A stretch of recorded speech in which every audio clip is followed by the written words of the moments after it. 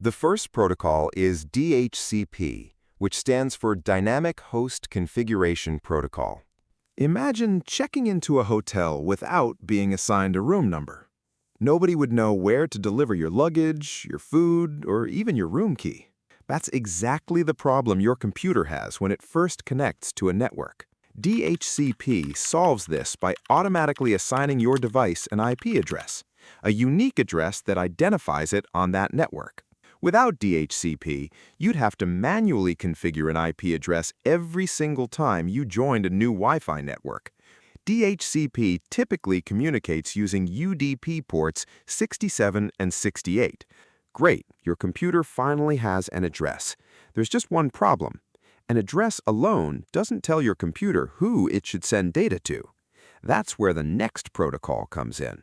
ARP, or Address Resolution Protocol, helps devices find each other on a local network. Although your computer now has an IP address, devices don't actually communicate with one another using IP addresses alone. On a local network, they communicate using MAC addresses, which are unique hardware addresses built into every network interface. ARP asks a simple question across the local network. Who has this IP address? The correct device replies with its MAC address, allowing communication to begin.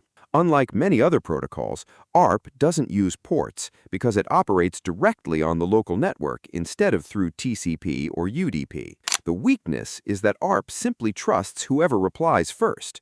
A malicious device can pretend to own someone else's IP address and convince nearby devices to send traffic to the wrong destination.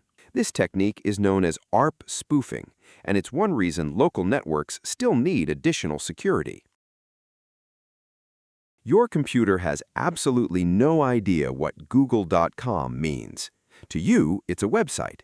To your computer, it's just a word. Computers communicate using numerical IP addresses, not names. That's why DNS, or Domain Name System, exists. DNS acts like the Internet's phone book, translating human-friendly names like Google.com into IP addresses computers actually understand. When you type a website into your browser, your device sends a DNS request asking, "What's the IP address for this website?" If someone has already looked up that website recently, the answer may already be stored in a cache, making the process almost instantaneous. Otherwise, DNS servers work together to locate the correct address before sending it back to your computer. DNS usually uses UDP port 53 because it's fast. When responses become too large, or for certain DNS operations, it switches to TCP port 53 instead. TCP breaks data into smaller packets, numbers them, checks that every packet arrives, and automatically retransmits anything that's missing.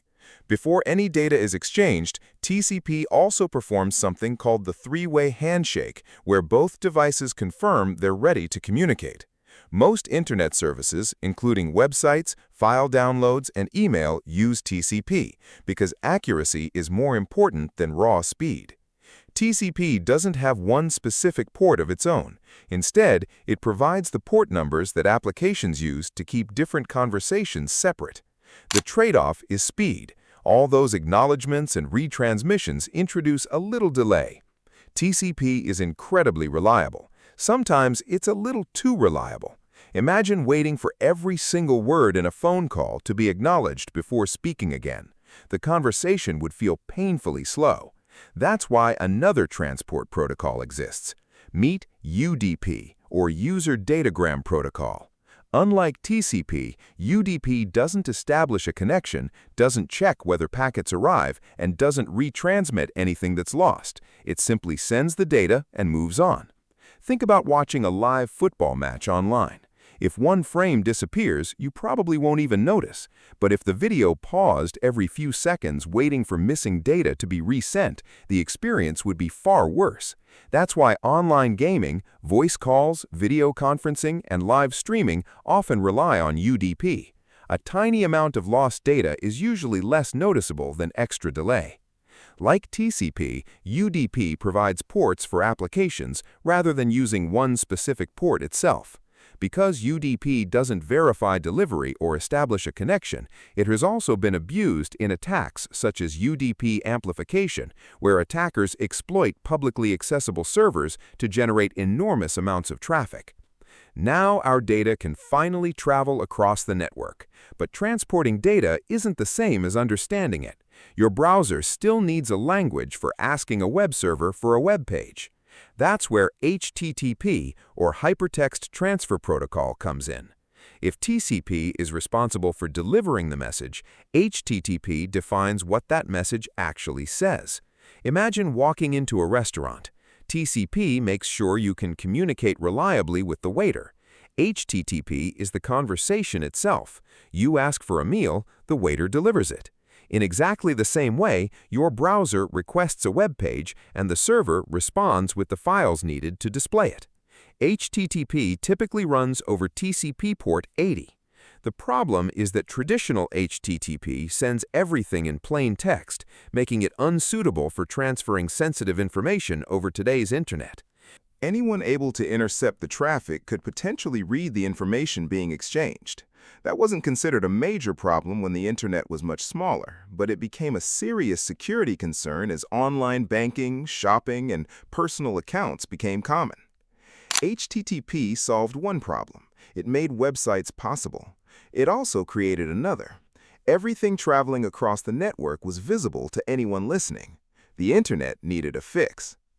That fix was HTTPS, or Hypertext Protocol Secure.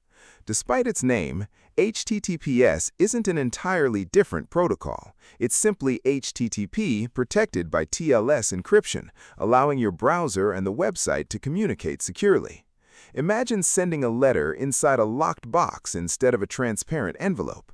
People can still see where the box is being delivered, but they can't read what's inside without the key. HTTPS usually runs over TCP port 443.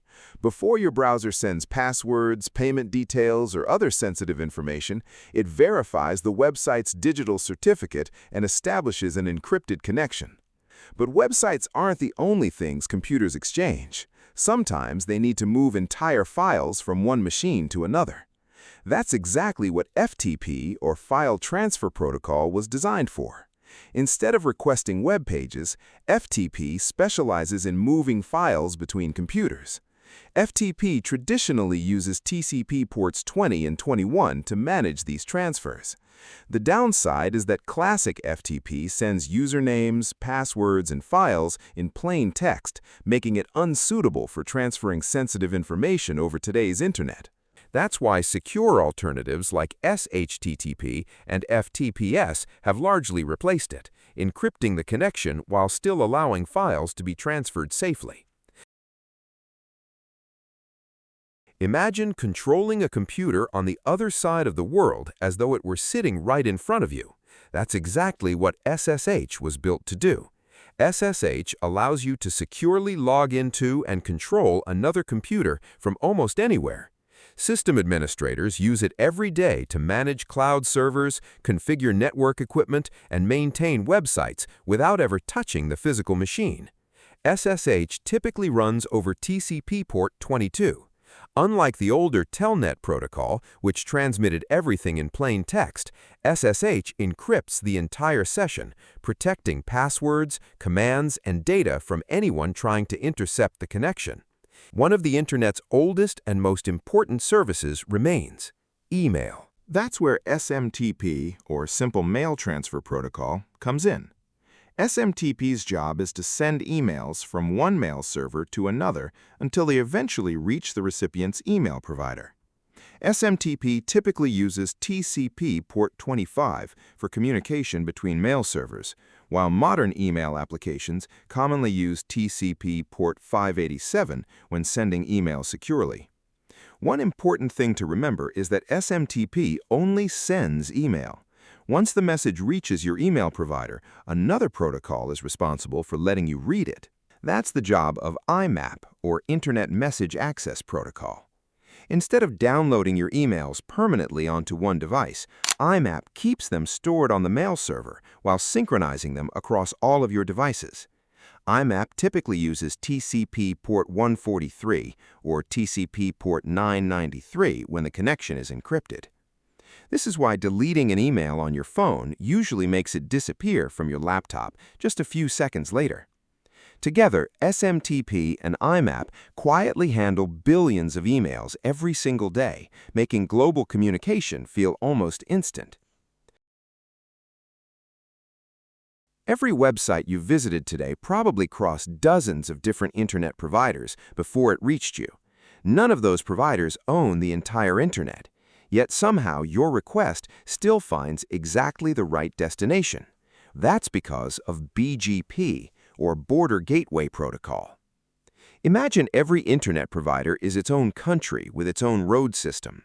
BGP is the protocol those countries use to share routes with one another, allowing traffic to travel across thousands of independent networks until it reaches the correct destination.